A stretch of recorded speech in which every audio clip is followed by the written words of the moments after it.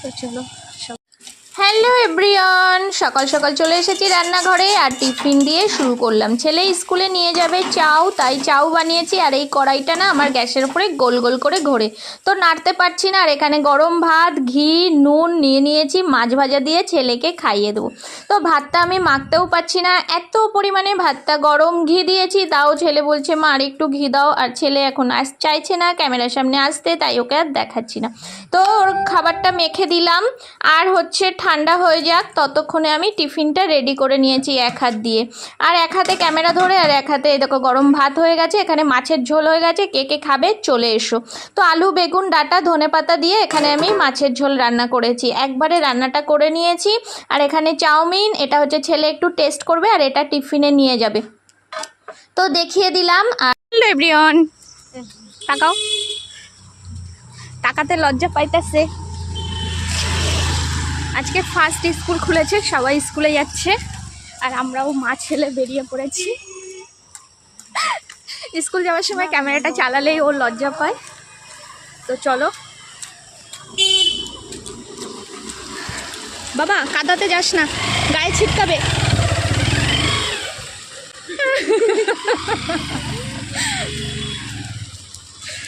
তো চলো সবাই দেখো, বাগানের বাগান।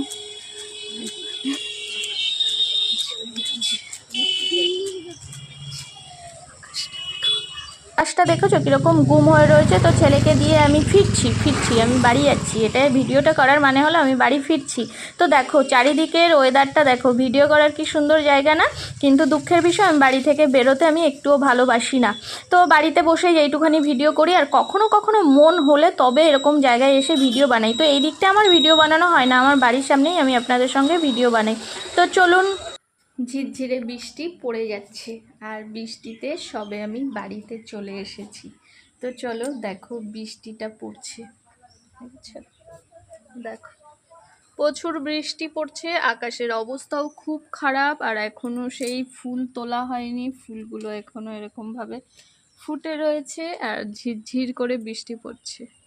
কোথায় কোথায় বৃষ্টি পড়ছে অবশ্যই বলবেন। তো চলুন দেখা যাক, যাওয়া যাক ছাদে, যে মুরগিরা কি করছে। সকালবেলা তাদেরকে ছেড়ে খেতে দিয়ে জামা কাপড় কেচে সব মেলে রেখে গেছি, জাস্ট জল ঝরবে। আজকে না কাচলে হতো না, কাচতেই হতো, এমার্জেন্সি কাচা ছিল তাই কেচে দিয়েছি। আর চলো ছাদে চলে এসেছি, তো দেখা যাক। প্রচুর অবস্থা খারাপ।